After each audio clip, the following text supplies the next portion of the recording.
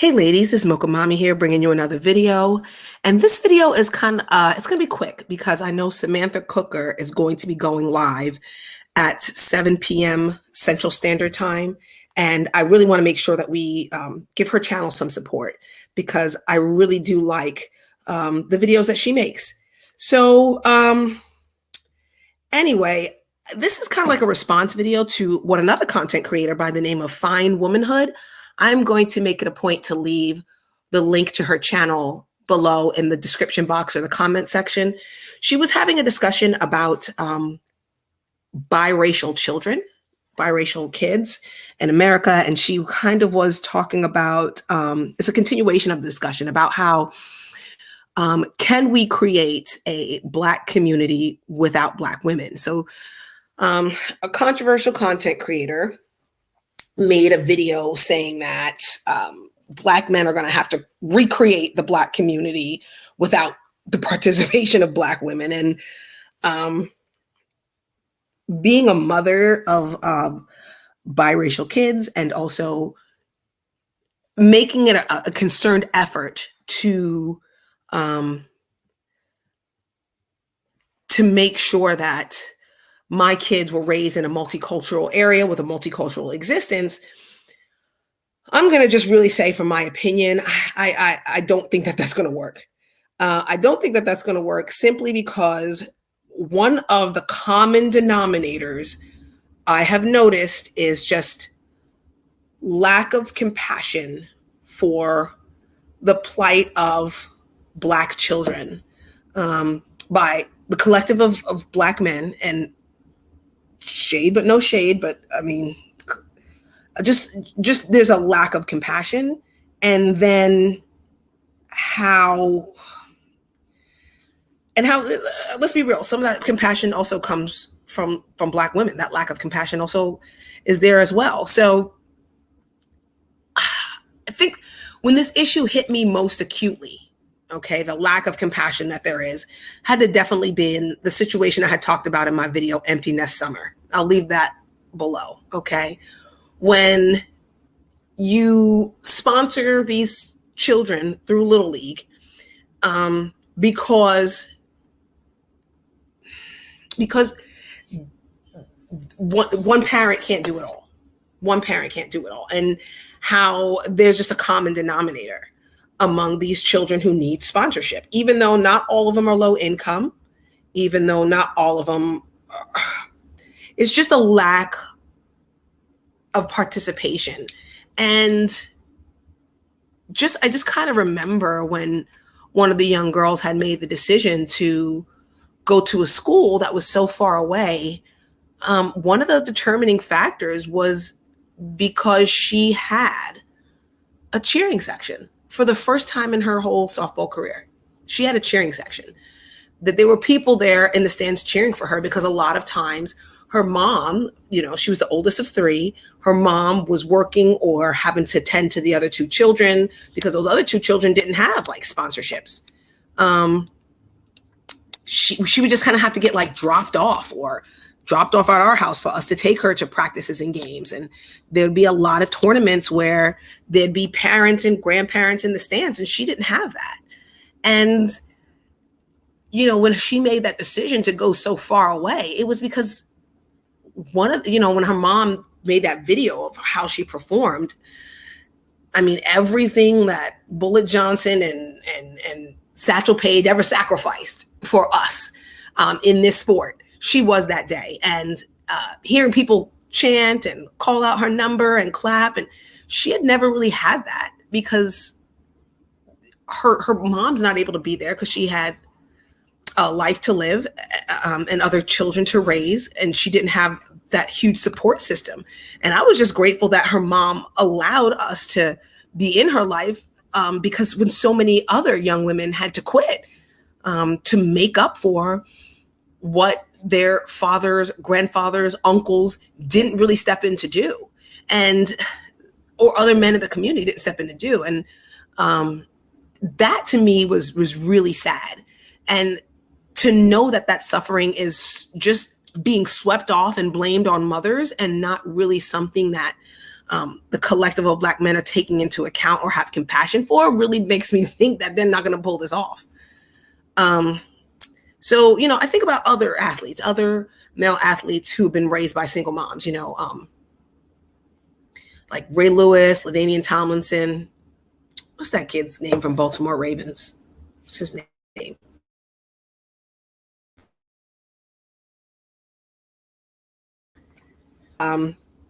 This particular quarterback says that, oh, my mom, critiques me and she's hard on me. She's the disciplinarian. And I felt like that's amazing. And all these men have the same story. But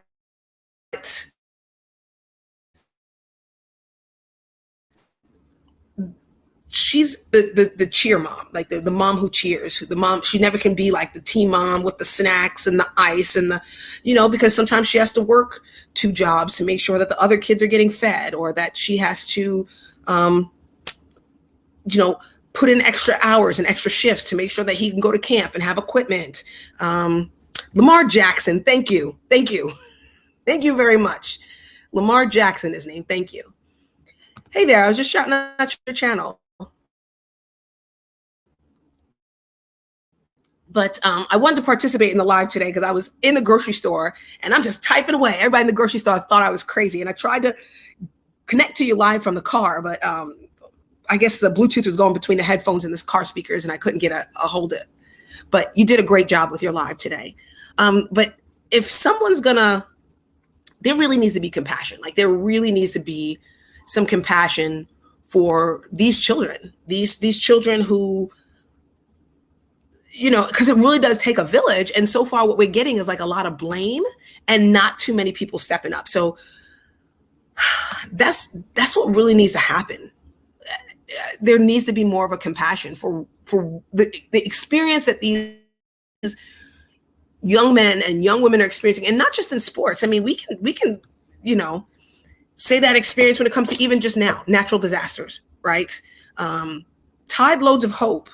I remember when they came to Hurricane Harvey relief, and then just to hear how many Black families,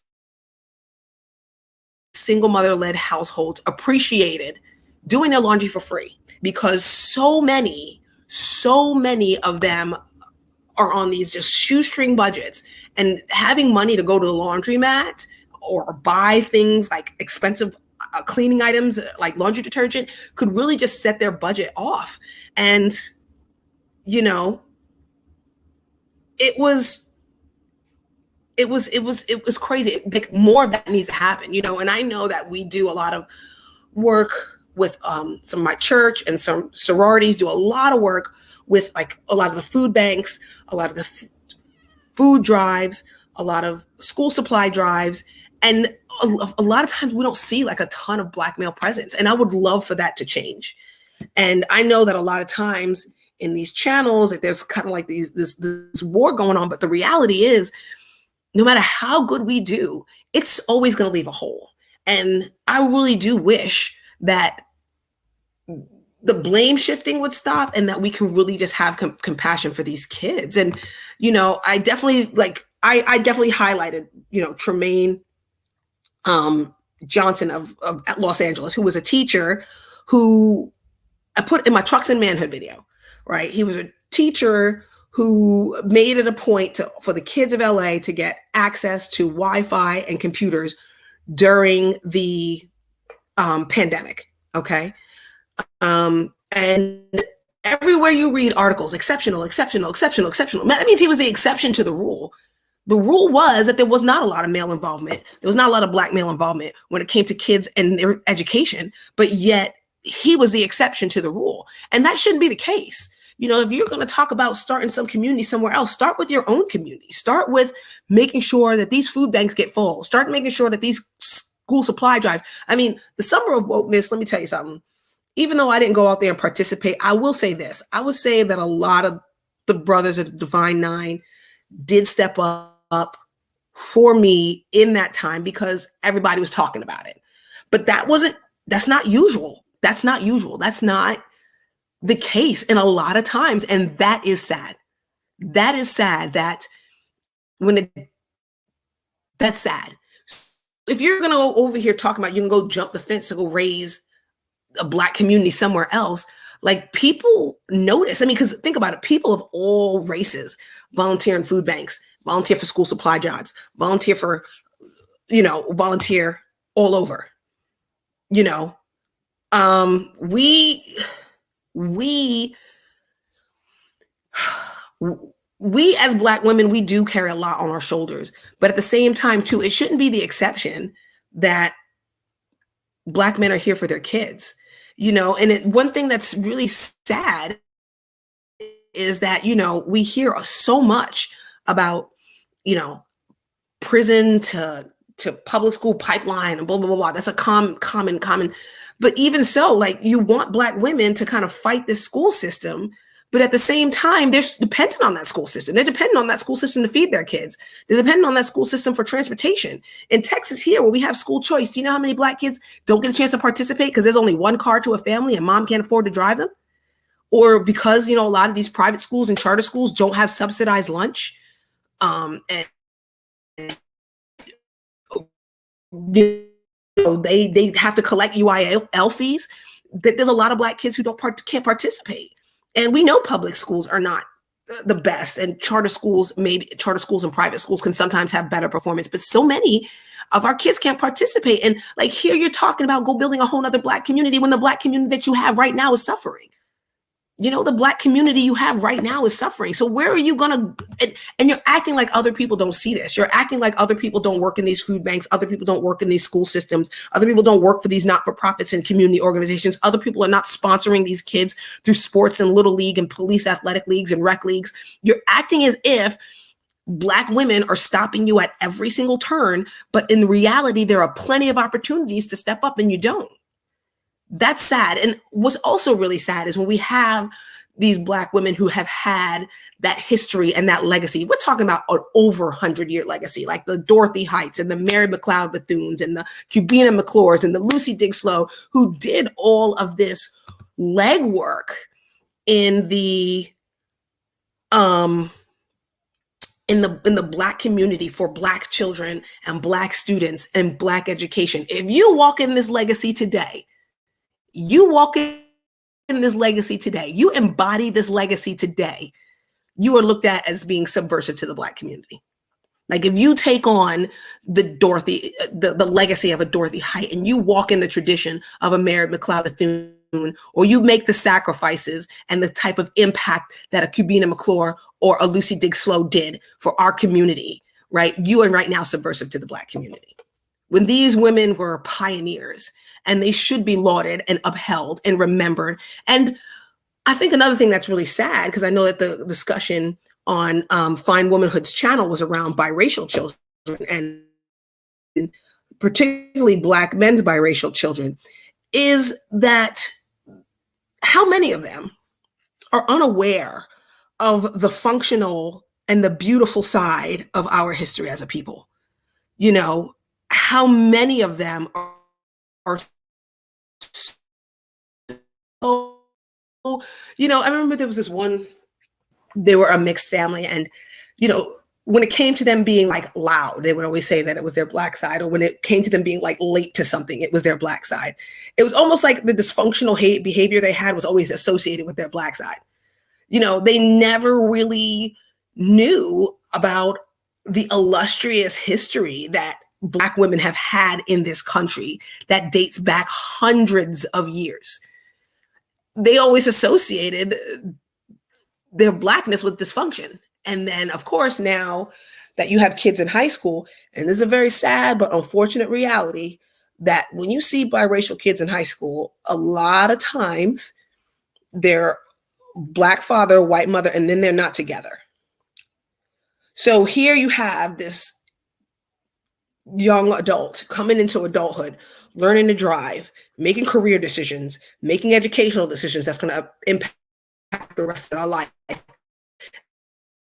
and not right of their culture, understanding the beauty of the other side of their culture, And I can honestly say that's one thing that we definitely emphasize in our home, making sure that our kids were well aware of their culture, of both sides of it, because we wanted them to have self-respect and self-esteem. And how we wanted them to be proud of who they are and that they were beyond any stereotype. And knowing that we as Black women are amazing. And and it's so crazy how, here, I feel as if sometimes we'll get into these talks in this space about kind of like hiding our Blackness or like not adhering to it, or maybe there's a lot of Black women who aren't aware of our history that we think that our history is only just functional in this country.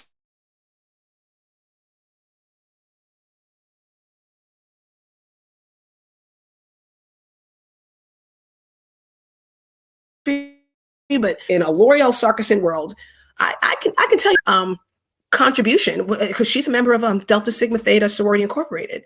So he's very supportive of her work with children's charities and children's mental health.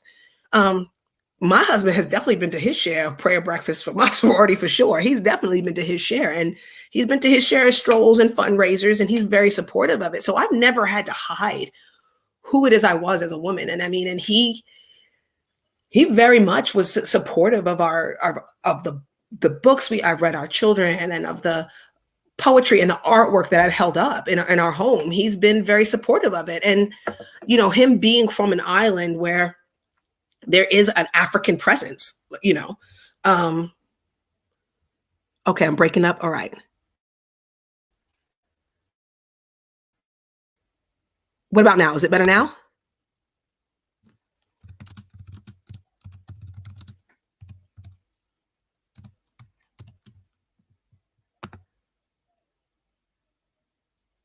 Okay.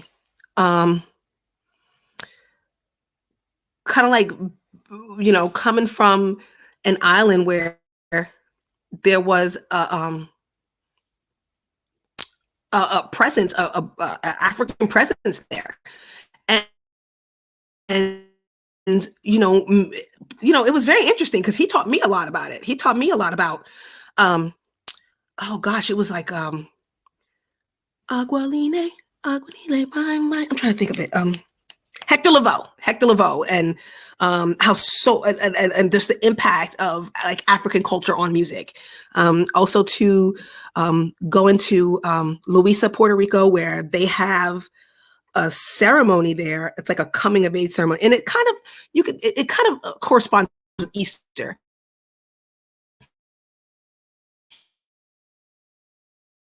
Origins. It had its origins in Benin, the Republic of Benin. And if you ever been to like a sorority stroll, you would see that that's kind of where our culture, that part of our culture really came from. And I'm so grateful that I'm raising kids with someone who understands that, who, having a child who's a softball player, being just as proud of that Puerto Rican legacy as my great uncle's legacy, being a member of the Negro Leagues. And I'm grateful that my children have that experience. And I know that my last upload made it sound like that this is all hard or whatever, and that it's all terrible and it's all a burden, but it's not. It's like I am very, very, very proud of. Oh, thank you very much, Jade. I'm really proud that we both have raised our kids with that identity of being just as proud of, their dad's legacy in baseball as well as my great uncle's legacy in baseball, and making sure that I did teach kids and showed them like how, things that they may credit to, like Ted Lincecum and Randy Johnson and, and what's his name? Joe DiMaggio, Joe DiMaggio, that very active outfielder, really was developed in the Negro Leagues. Like Satchel Paige created that that inside moving fastball long before Randy Johnson and Ted Lincecum were doing it. One, you know what I mean? We have a great history in this country. And, you know, if you're going to constantly, you know, say that you're not keeping it real because you adhere to that part of our culture and not the hip hop hood part of our culture, you know, that you're doing a disservice to Black and biracial children. You are. And so we need to be like really well aware of that. And I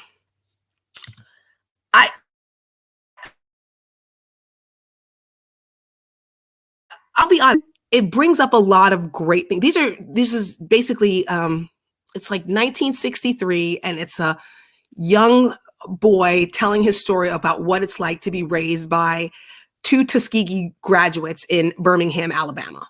Um and I'm telling you, it reminds me a lot of my childhood, and I really do like this show. And you know, you would think that the usual suspects would be all over this show, but it does. The mom's character is extremely complex. It's played by Saquon Segbala, and she has a channel here in the mother, right? She is going to be the first Black female lead in the Broadway play Wicked. Like she's a very accomplished woman, and I'll make sure I put her